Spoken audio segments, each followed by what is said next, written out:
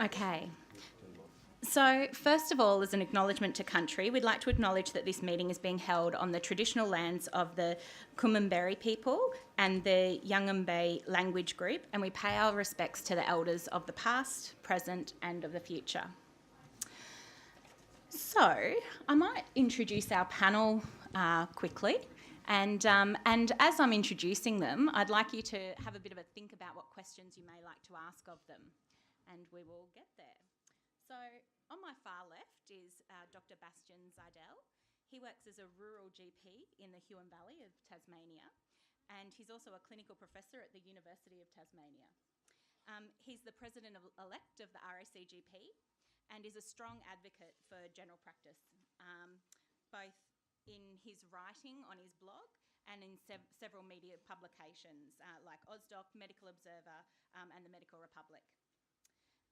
He has a PhD in paediatric immunology, and in his spare time he's a farmer and triathlete, so I found. To his right, to his left is Dr. John Buckley, who's just arrived. Well, I figured that getting on the panel was the only way to get a seat in this room. Yeah, that's right. There's plenty of room up the front. And he's the inspirational and innovative director of training at GPTQ. That's not the bio I gave you. And he's my boss. So his vision is to instill energy into future GPs, to create doctors who are reflective, who are patient, and who are trying. Yeah. You'll find John on Facebook and Twitter and LinkedIn, and I have on good authority that he actually accepts any friend requests. Yeah, sadly. There's a term for that. I can't remember what it is. A serial request acceptor or something. Next across is Steve Lambert, and he's a GP registrar doing an extended skills term in medical education at Mackay Base Hospital. His life's ambition to be a hairstylist was cut short, excuse the pun, when his beautiful crop of hair meant an unfortunate end with an accident with a razor. He remains undaunted, however, and he's in the dogged pursuit of the holy grail of medical education. And he's both in his journey to gain the most knowledge with the least amount of effort. We have Nicole next, and she is from North Queensland, where she works as a GP supervisor and medical educator. She describes herself as someone who is forever curious, which I think is an excellent thing. As part of the GPDU admin team, Nicole views social media as a place of knowledge sharing, peer support and professional advocacy. Nicole believes in the concept of SoMe, where knowledge and resources are shared freely and openly. Genevieve Yates is a GP, an educator, a writer and a musician. She's passionate about putting creativity into medicine and medicine into creativity. She also likes legal issues and policy and assessment. So she works for MDA National, the RACGP and for APRA. Many hats. And finally, but not least, last but not least, is Paul Grinzi, who works in rural Victoria as a GP for at least a decade. As a medical educator, he was previously with VMA, but is now part of Murray Country City Coast. Is that the right order? Anyway, MCCC. Yeah, the order the C's go. Yeah. Part of their education team. He's embraced the challenge of ensuring his education style has continued to evolve and embracing the digital age resources. He's Doc Paul on Facebook, Dr. Grinzi on Twitter, and he continues to provide leadership and support, never forgetting the social in SoMe. So, to start, we also have another member of our panel who's actually not with us today, who has supplied a video. So I'm going to start with that. And while the video is playing, I'd like to invite you to think of your questions for the panel in terms of social media and the role it plays in education. So I'll let the video speak for itself, and then we'll let our panellists get underway.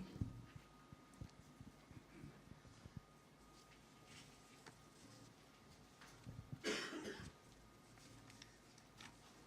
God bless technology. Well,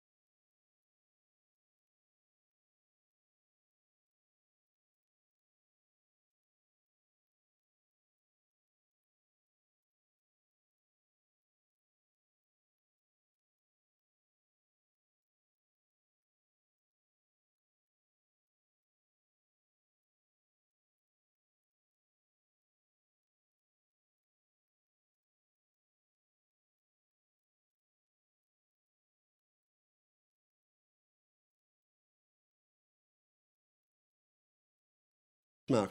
Each individual person has a different opinion, but it averages out pretty quickly. And there's usually one or two experts in that clinical area that help guide that discussion. So I think social media provides a very you can do that normally, it just takes a lot longer.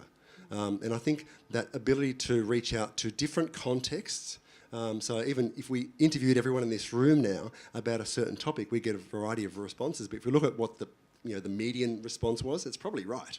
And if we're looking at medical legal things, we're often measured on the benchmark of what our peers consider. And social media is a platform that allows me to have that discussion in my own room, in between patients. And by the end of that session, I've got a better idea. Otherwise, I'd be still alone, unsure until I can speak to someone next week with a colleague at a conference later.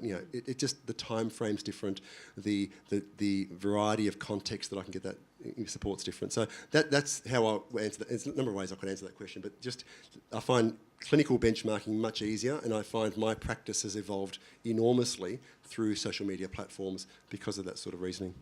Great.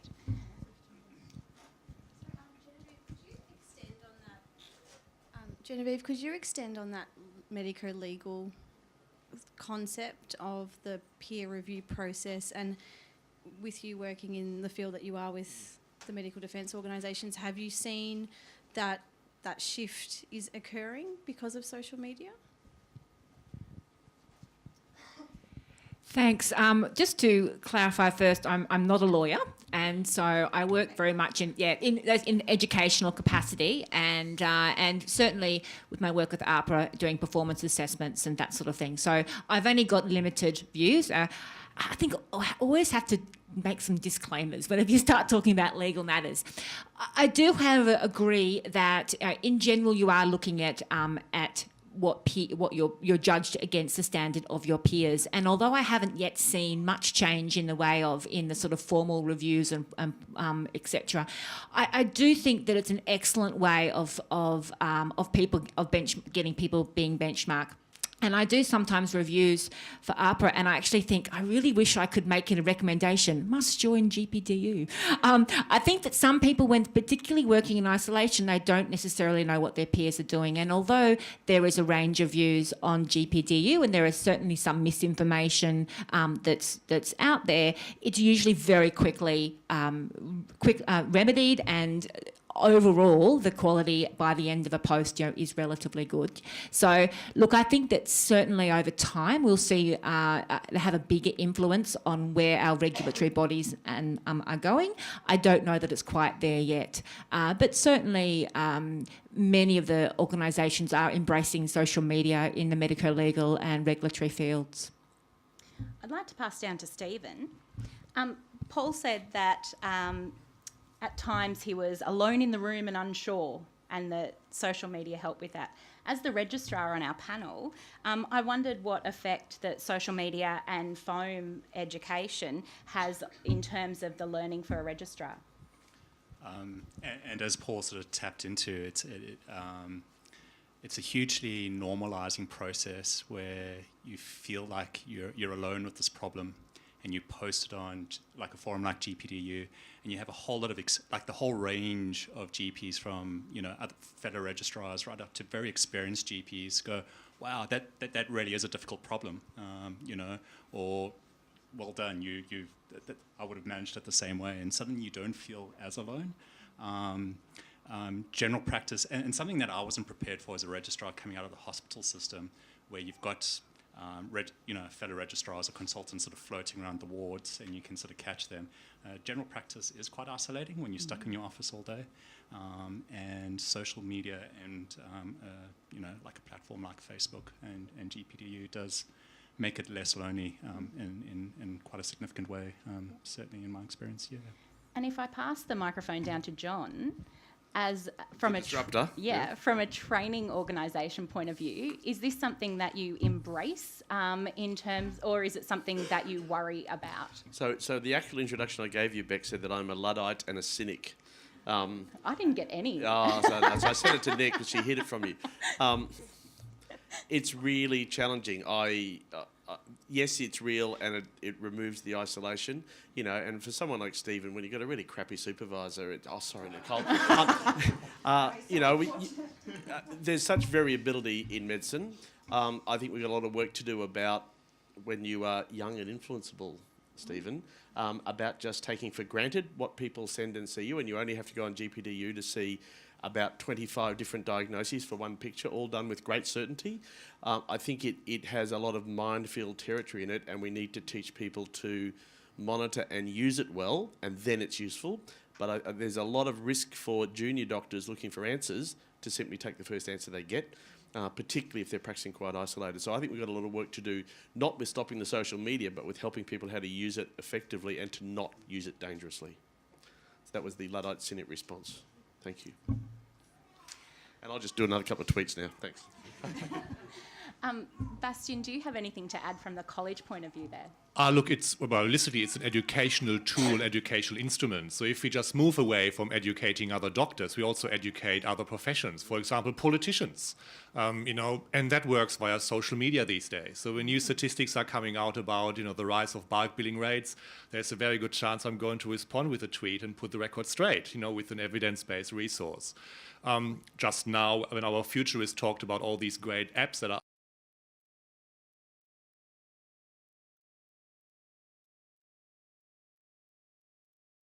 these apps actually don't work at all. That's the evidence. So we use it to provide a more balanced view of what's really happening out there. So it can't be one side or the other. And I think that's the role of social media. So I use it strategically and tactically. Nicole, in terms of supervision as a supervisor, how do you safety net the registrar and their use of social media? It's funny, I've actually seen more of my registrar in the past 24 hours than I probably have in the last week, because I've actually been on leave. And I educate the registrars on social media. It is actually one of the first sessions that we do, how to be safe, how to use it. It is a safety net for me, it's a safety net for the registrars as well. And part of that is that when they post a question, whether it be on Twitter where they might have 50,000 people who might be able to provide assistance, or GPDU where there's 3,000 other people and there's probably 500 supervisors or more, they get a very balanced and maybe a different view on what I can provide. So it's pseudo supervision, if you like, but it's all right. And I think it's something that all supervisors and registrars need to discuss early on in their training, and provide education and support along the way about how to do it safely. So I might just pass to Paul, and there's been quite a few mentions of GPDU, and I might just pose the question, what is GPDU? Well, general practice, or GPs down under, it's actually a New Zealand and Australian combined group. It started off with a website, but it's basically morphed mainly into a Facebook closed group, which means that you can search for it from the public, but you can't actually enter the group unless you've been verified by admin. There's a few admin like Nicole who actually do a verification process through your APRA registration, your practice details, just to make sure it is for GPs and not for journalists and other people outside of the GP realm. I think there's a danger for us as the panel, because we're sort of the converse to some extent, to make this sound very high level. It's a conversation that's within a closed group, although nothing on the internet's truly private. You've got to be cautious about that. But it is a community, and it's for the Luddites as well as the tech savvy. It's just another platform. There are over 2,000 GPs in Australia in this platform. The majority watch. They don't interact. They just watch and observe. And I've met a number of GPs today, and as well as in my own practice, who tell me about my posts, but I never see them on the thing. So it's a useful thing just to observe and see what's going on. There's a lot of stuff there, and we may talk about how we control that to some extent. But it's not that technological. All you need is a Facebook group. profile, and you can join, and provided you respond to admin's requests for information, you're in. Actually, if you're not on Facebook, I think it's an excellent format, because then it's only a work platform. It's not mixed up with your social and your family and other bits for those of us who use Facebook for other reasons. So if you're not on Facebook, it's a nice way to get just on Facebook and just use it for a work platform. It's not complicated, and the technology is straightforward. So I don't like using the word Ludder. I want to thank Ian for putting through that question. But it's basically for anyone. I don't think you need to be cutting edge technologist to use it. I'd like to pose the next question to Genevieve, and in using social media for raising awareness for different issues, how have you found that? Sure. Before we go there, I just want to make some quick comment that was about the risks we asked before about sort of the medico-legal aspects. Although these groups are closed groups, everything you say there can be seen. We have to sort of assume they're going to be seen by anyone at any time. And you have to be extremely careful when posting about patient details in particular to make sure they are de-identified, and not only that you have the consent, the express consent of the patient to be able to post their details even though de-identified. Now that's talked about in the GPDU admin sort of blurb about the middle, but I just want to emphasise how important that is.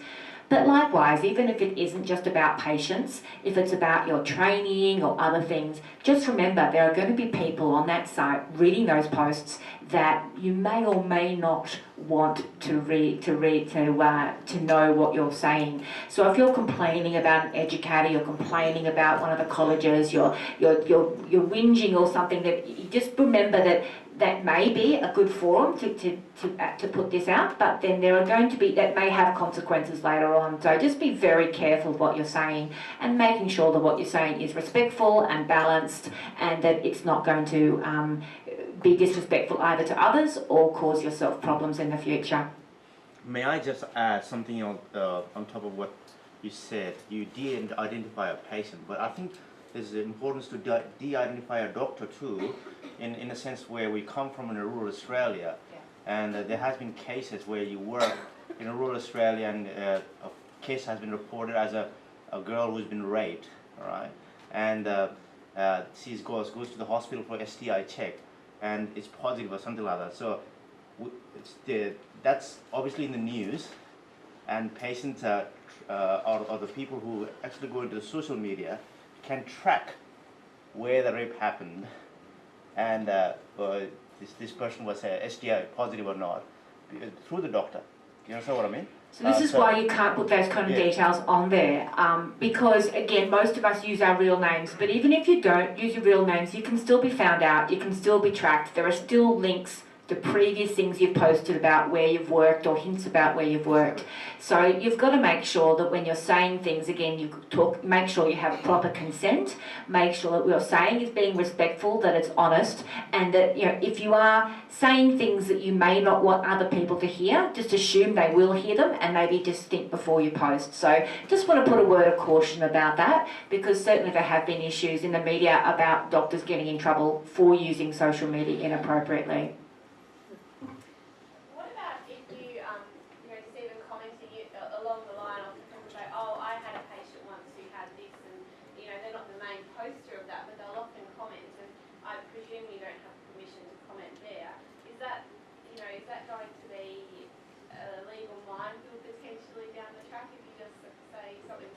Sure. So just repeating the question, it's so everybody can hear on the live stream. The question is about posting within the comments and saying I had a patient once who, and whether that opens us up for a medico-legal problem. Look, potentially, but again, you've got to use common sense here. And the question you have to ask is, first of all, do I have consent? And if so, how much consent do I have to post? But if it's just something like I had a patient like this, or this is what happened, you've got to tell yourself, is there a way of this patient being identified? Could this be, if someone read this of a relative of a patient or the new doctor of that patient, would they identify this patient? Or could this be one of 10 or 15 or 20 people that the details are not specific enough? So the question is, how are they able to be identified? And as was mentioned by the questioner over there, they can also be identified by the doctor. So you just need to be careful about that. Now, I think in general it works quite well, and most of the time people are, getting consent, and it can be an extremely useful clinical tool to try and get some advice on difficult problems, as has been specified. You just need to be upfront about consent about that, and if you're commenting on something, again, say, can this be identified by this person? And if so, would that be a problem? And you don't necessarily know if it's going to be a problem for someone or not unless you ask. So if you're in doubt, don't write the specifics, I think, is a take-home message. I'm going to ask a slightly different question to Bastian. Just considering that idea of having your personality in your Facebook group, your Facebook profile or your LinkedIn profile, do you separate out the different people that you are? Are you a doctor on this hand and a person on that hand as a family person? Or are you all the one person? How do you manage that? I think that's actually very, very difficult indeed. And it has to do with what you want to achieve by engaging with social media. For example, my Twitter handle is Dr. Bastian Seidel, so it's very professional. And although it mentioned that I am a sheep farmer and I am a stumbling triathlete, most of my tweets are just professional. So it's health policy, is medicine. Yes, you will probably see a video of new lambs, for example, or me just surviving yet another triathlon. But that's 1 in 1,000 tweets, max. I think you have to stick within the role, otherwise it becomes very, very difficult. And your target audience won't understand you. I know who my target audience is, and that's politicians, professionals, and journalists. They don't want to hear about sheep or triathlons. They want to hear about my professional opinion on health policy matters. So I'm very clear within this role. But again, you may have different Twitter handles or different Facebook profiles. It's completely up to you. But again, I would certainly urge professional doctors to stay within their role. Thank you. Do I have any other questions from the audience? I've just got a comment on a lovely meme that some of this discussion reminds me of a lovely meme that was popping up in my Facebook feed last week, which was dance like nobody's watching, but text, tweet, or post on your social media like it's going to be read in court. There's the Mayo Clinic. There's actually a 12-word policy that sums it up very, very nicely, and it's don't lie, don't pry, don't cheat, you can't delete, and don't steal, and more importantly, don't reveal.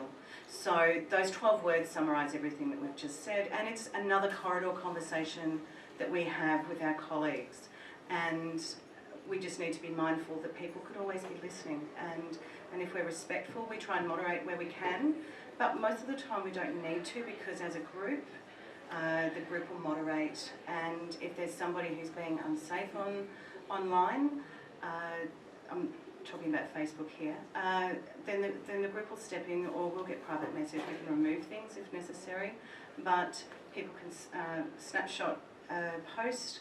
It doesn't happen very often, but occasionally. And I tend to use social media, like Bastian, from my professional space. I don't use it much in my personal life, but certainly professionally I do. Moving to Genevieve, to the question I posed before, just using social media to raise awareness of issues. How do you go about that? Thank you, and sorry for diversion. That's okay. So I was just taking on from what Nick was saying about some of the rules being don't reveal and don't cry, and Bastian talking about the difficulty of managing personal and professional lives and keeping them separate. I wanted to discuss an example where I actually put a very personal thing up on social media, and it has been a very positive thing in my life. So this is where it comes about awareness raising. So last July, my partner was killed by a car. So he was going out for a jog. One morning he was training for Sydney to surf, and he was hit and killed by a car. Now, later on I've discovered that the person that killed him was an elderly driver who had just recently been assessed as fit to drive by his local doctor, even though the family had raised considerable concerns about his safety on the road. Now, at first this made me really, really angry, but then it made me think, okay, I'm quite passionate now about trying to raise awareness of the dangers of fitness to drive. Now, in education sessions with registrars, we quite often talk about fitness to drive. It's normally quite a dull and boring type topic where you put up tables and tell them what they want to do. So for me, I use social media in part, as well as some face-to-face stuff, to try and raise awareness of this issue. And by doing so, I did reveal the story of how my partner was killed. I did this by using a Pecha Kucha video that was brought up to YouTube. That initially was actually suggested by one of the GPDU members after I posted on GPDU, right, to just telling them a little bit about my story to raise awareness. And it has had a really positive impact on many doctors' behaviours, just to raise, it's just that personal aspect can really make a difference when you're looking at clinical scenarios, when you've got that patient in front of you that you know really isn't fit to drive. You know, I was hoping that my story would maybe, there was some good that might come out of it, and perhaps, just perhaps, someone's life may be saved because of it, which gives just that little bit of meaning to a very meaningless scenario. So I'm actually going to be talking more about that experience tomorrow, one of the sessions. So sort of shameless plug there if you want to hear about how that journey has made a difference to me. But ultimately, I think it is sometimes putting that personal stuff out there in a very measured and controlled way, and really contemplating what that might do can have a really positive effect on changing people's hearts and minds. In a slightly sidestep, but still looking at a session that's coming up a bit later in the conference, I might like to ask Paul to explain a little bit more about Pecha Kuchas, because that might be a term that not everybody's familiar with. Just come to my session. No. The beauty of a parallel streams with a conference is lots of choice, and the frustration is while you're here, you're not elsewhere, and it's really nice to have things live streamed and recorded for later on. A Pecha Kucha is a format of presentation. We will have live demonstrations, and it traditionally has been a live stage type of presentation, but we also have videos like Genevieve done, so you can do it as a video, so something that can be disseminated a bit more widely. It's 20 slides, so 20 images, or usually images, and 20 seconds per image, so it's a 400-second presentation, so it's quite pithy, and it really, we'll go through, this afternoon I'm running a workshop on how to put one together, for those that are wishing to sort of delve a bit further into that. It's, I suppose, the tech step in terms of actually producing the video is actually very simple. The tricky part is telling a really good, engaging story in 400 seconds without feeling rushed, with a really beautiful message, and I'll be showcasing Genevieve's thing again as an example of how you can really have a powerful message within 400 seconds, and I find it a very useful modality to synthesise our own talks, our discussions, rather than rabbiting on about half an hour about drug-seeking patients. I can do it in 6 minutes and 40 seconds and get the key points out, and then have a discussion about the issues rather than going through all the content, because it takes longer to discuss it verbatim to start with. So it's just another tool of dissemination and communication, but it's quite an engaging one once you get involved. Great. I'd like to ask Nicole a question now about about keeping relevant for the current registrars for our junior doctors and medical students. Being the millennials, how do we stay relevant and not sound like crazy people, like your old aunt on Facebook liking something?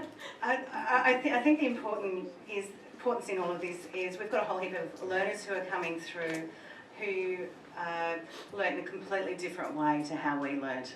So this next generation of millennials are what we call digital natives. So you think of what it's like in your clinic, and you've got your 18-monthers sitting there swiping, so that's all that they've ever known.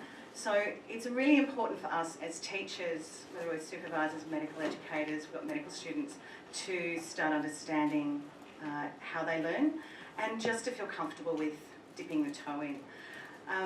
I would also say, as a mum who I've got 3 young children, so I've dipped in and out of the workforce. I tend to find social media and FOMED particularly, which is free open access education, as a way of keeping up to date. It's what we call asynchronous. It means that I can just learn in my own space at my own time when it suited me, and I was still able to keep up to date because I couldn't get to conferences or bits and pieces. So that's what social media and FOMED are particularly useful for. And Paul, I wanted to go back to one of the educators that I've worked with, Ewan McPhee, once described social media as a fire hydrant. So and that you can't stand in front of it. There's too much, and that we need to learn to sip from the side. And that analogy's always stayed with me because I think it really rings true. So how do you manage all the noise? In two ways. One is a more of a personal way, and the other one is using some technology to control how much you need to drink from that fire hose. Personally, I think it's important to prioritise how much time you spend, and I think as a community thing, the sedentary nature of our lifestyle can be exacerbated by devices, just sitting there like this the whole day, rather than getting out and walking. So I think personally we've got to prioritise screen time, and how much of that screen time is going to be social media versus other forms of screen time. And so I've got, personally, I've dipped in and out of how much of the torrent I want to get into. There are times where I'm very engaged, and I would say almost, for some days, every hour I have done something active on there, very engaged, and other times there'll be a week of nothing just because I don't have the energy or other things get in the way. So it's about prioritising a time. There's so much stuff that if you're the sort of person who wants to keep up to date with everything, you'll be overwhelmed within a second, and it's just too much. So it's about a personal prioritisation, but you can use some technology to assist with that. So there are things like, if rather than going to 10 different websites that are favourites, you can go to one website which collates those 10 websites into one. And an example of that is a website called Feedly, F-E-E-D-L-Y. It's also an app. And you basically can search for your website, and you can then save it under different tags, so medical education, sports, news, whatever it may be. And then you can go into that one website or the one app, and then look at your favourite websites that are all collated for you together. So that I'm not spending time chasing them all over the place. I can see updates as they come through. You can also, I think it's important to control your notification settings. So whether it's Twitter, Facebook, LinkedIn, whatever it may be. Hoover, yes, Hoover. Well, we've got only 2 notification possibilities there. But certainly turn them on and off. Silence certain channels in your social media repertoire, so that if Twitter's getting very, very busy, you just turn it off for a while. One of the stresses for me, what became a stress, and despite my best things, was just a little red number next to one of the things saying, oh, I've got 25 things I've got to catch up on. So I turn them off, unless there's something that I definitely. So with my Facebook stuff, I only get an interruption on my phone if I've been tagged in, or if someone's commented on something that I've actually asked for, so I get notified. But I don't get notified for everything else. When you first join GPDU, you maybe get notified for every single possible post. And it becomes, within an hour you've got 100 things there. What's going on? So controlling the messaging to you through the notification settings, choosing where your platforms are. There are too many platforms to get involved with, so just choose maybe 1 or 2, dip your toes in, as Nicole said, and then prioritise it within your own life and minimise the impact it can have and make it augment your life, not take over it. I'd like to pass down to John. No, well, I'd like Bastian feeling a bit left out, so I've got to get the microphone close to him. He just tempted him a little bit. That's right. I just wanted to follow on with that from the reverse side about expectation. It's a bit of Pavlov's dog. If I found out for a little while that, if you get on Facebook a bit and Twitter a bit, and then you don't respond to something that's happening, within 2 days you go, oh, John, are you okay? You're not answering. Piss off, I'm not looking at it today, It's actually, there's expectation about being there, and one of the good things is to not be there every now and then, but that's actually really difficult because people start to think, well, you haven't answered me, and it reminds me of my mobile phone at home rings, and my kids look and say, Dad, your phone ring? I said, yeah. But there's, it's the digital natives, there's this urge to answer, to look at the red button, to do things, but it's a social expectation to do that, and you fall into that personal trap, but you're also got to be careful that, so I'm on LinkedIn, but I never look at it anymore, and people, I know there's hundreds of messages waiting, and people saying, why haven't you answered me? And you've got to get over that, that's really tricky. LinkedIn's weird, by the way. LinkedIn's like primary school for adults, and will you be my friend if I say nice things about you, and that means you now have to say nice things about me. But the expectations, I think, of others for you to be there, and how you manage that expectation is as important as how you manage your own self and time.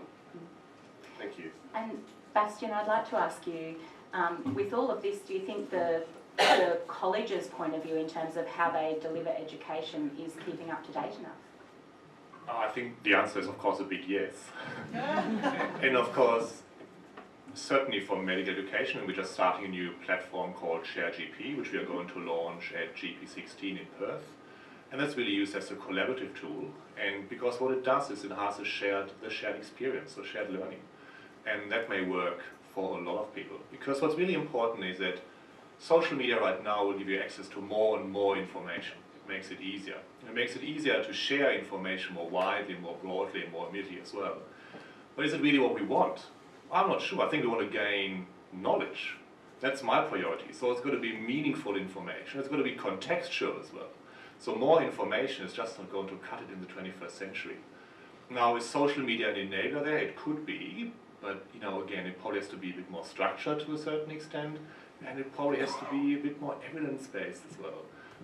Then it becomes meaningful in the medical education context, because we are enhancing knowledge, and I think that's what it really is all about. Great.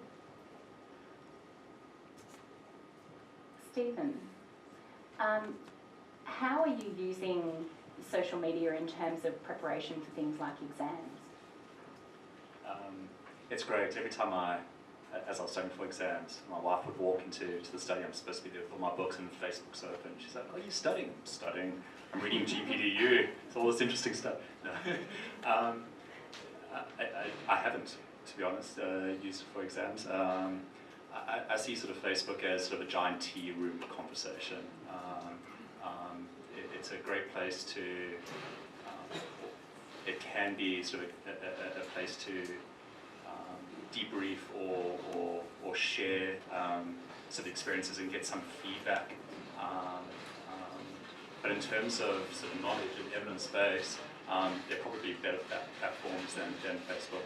There's certainly people on Facebook who can point in the right direction. I remember it's almost a year ago, there was a registrar who posted something about Breaking Bad News, and in the comments there were sort of great resources about Breaking Bad News and articles, and I saved all those links into sort of a little file on Breaking Bad News. So certainly if you've got a question, you can throw it out there. But I think in terms of finding the evidence and that kind of thing, there are better platforms like UpToDate or Dynamed or one of those things that you can use for studying. But the value of social media, I guess, is it's like a giant tea room conversation. Yeah. I don't know if I've answered your question. That's I just okay. rambled. I've got two hands up. I'm going to go to John. I can't see Vanessa Moran. Is Vanessa in here? Vanessa pioneered a couple of years ago making Facebook groups for registrars for study and exam prep. Great mechanism for groups to get together as a closed group, and at least several RTOs have educators putting on material to close Facebook groups of registrars. So that's, it's just a group, and it happens to be on Facebook, but it's because so many people are on Facebook, it's really easy. But even, Stephen, getting yourself and a few colleagues who are remote from each other, who are preparing for the exams, just to form your own group, and people help you do that, I think it's a wonderful tool. Thanks. Genevieve. I was going to say something similar. There are Facebook groups, quite a few of them, that are aimed at people preparing for exams, both FRA, CGP and VACRUM exams.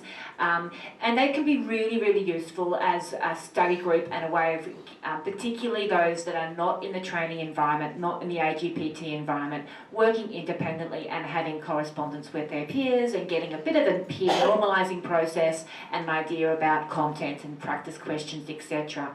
Having said that, I just need to, the warning is that a lot these groups are not moderator approved by either of the colleges, and there has been misinformation put out there about college exams and processes. So I think it's a really good way of people connecting and people using as they would as a face-to-face study group, but remembering the content there. Just because it's written on a group that says about exams doesn't necessarily mean it's going to be accurate. So if you're unsure, talk to your medical educators, etc.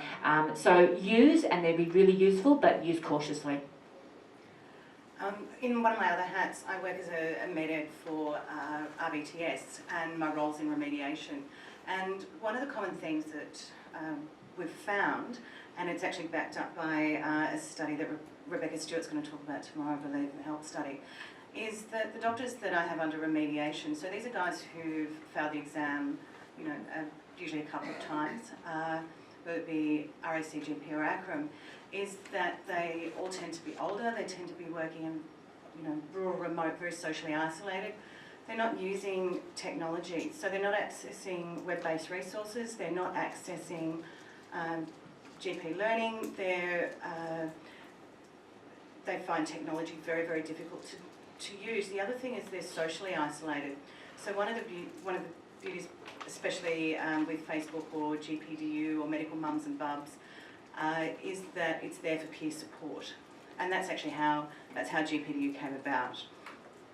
And one of the things that we will be looking at is how can we actually relink these doctors back in using technology and social media to improve their education and reconnect them both with learning and peer support. And just to clarify, in terms of sort of studying and learning, I think it's really important, sorry, and this is just a bit of a rant, just using the right tool for the right job. So Facebook's a great way to sort of connect with people and talk to people. It's very difficult to search things and to find files that are uploaded.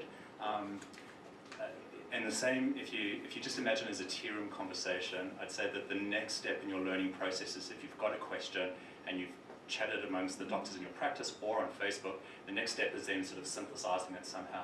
And blog posts are a great way of doing that. So getting, running your own sort of WordPress site, typing it up as if you were going to publish it and as if people are going to read it, or publish it to something like Facebook and Twitter, and get people to sort of then feedback on what you've synthesized. And there's a great sort of learning sort of process in that. So there are lots of other tools to use. Yeah, sorry. So teaching to learn. That's it. Yeah. Bastian, you've got a lot of nodding going on there. Yes, I do. I think you're right. It's really, to find anything on Facebook in a thread is completely hopeless, isn't it? I've come across it sometime, can't find it anymore. I don't want to push the college course too much, but ShareGP is going to make a difference there because it's going to make it so much easier for groups to curate their own resources as well. And again, it's probably not going to be moderated, so it's going to be peer moderated only. So it should be easier to find those resources and to update them when appropriate. Again, we are still learning with the ShareGP now. We're launching it, next month. Still a way to go, but hopefully it's going to make it easier, to actually find what you need in order to become a better GP. We've got about 10 minutes left, so I'd really like to encourage people out there to think of a couple of questions for us. We also have the video working now, so I might play that. We can talk about phone. Pardon? We can talk about phone. Yeah. I hope.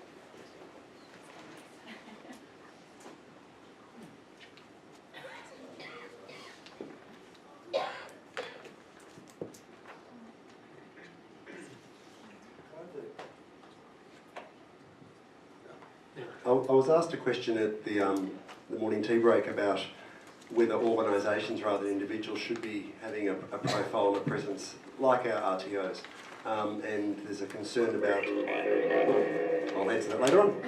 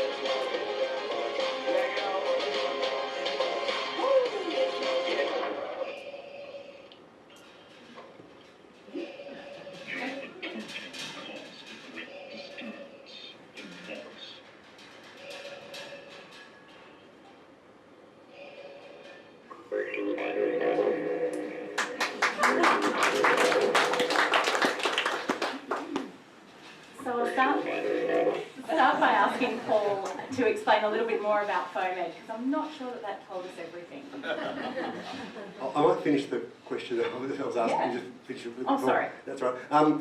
There was a question about how risk averse we should be about this, and pursuing a hesitation or a perceived hesitation of organisations getting involved because of the risk to that organisation's branding. I think the horse is bolted. If you're thinking about the registrars or the doctors we're trying to recruit as registrars into general practice and into our own training organisations, they will look at our organisation's Twitter stream, their Facebook group, their profile. They'll see how active and engaged, rather than just pushing information, how much dialogue, how social the social media actually is. That will be a marketing and a selling point and an interactive point. There is risk in what you say, as we've mentioned from a personal point of view, from an organisation as well, but it can be mitigated with strategies and policies that allow some freedom within some boundaries of what can and can't be said for an organisation. So I think it's time for us to all, as a profession, to step up into this new age, because the millennials, the registrars that are coming through are going to expect it from us, and will be disengaged if we're not there for them and with them. Now, what was your question again? FOMED. FOMED. Might be a new concept for some. First time I saw that video, I was watching the Stormtroopers so much I forgot to realise there were words at the bottom. What I really liked was watching the audience here, because there's a lot of people in the room, there was a swaying like this. Because someone got in the way, someone else moved out of the way trying to find it, and there was just this ripple effect, but it was to the music. It was this lovely swaying thing, so some sort of organic thing happening at the back there. Free, open access education, so medical education. Free, no pay, you're not subscribing, there's no paywall you have to get through. It's available to anyone to access. So it's freely available, openly accessed, and it's medical education. So a simple example is Genevieve's Pecha Kucha, which is on YouTube. Anyone can log into YouTube, it's open access, it's freely available, and it educates with a medical aspect. It's got a public health message for and the audience here is broader than just GPs and GP trainees, but it's a form, and there's many different ways of doing this. And I think it's really incumbent of us as organisations. We are paid by the taxpayer to provide education to our registrars. I think as a taxpayer, I would want those resources to be available beyond just the workshop, beyond just the lecture, beyond just today. This sort of live streaming assists this message to go further, and this panel will become a FOMED resource. And I think it's important for us to build upon that and share those resources rather than have them locked in some sort of copyright issue. I don't understand it.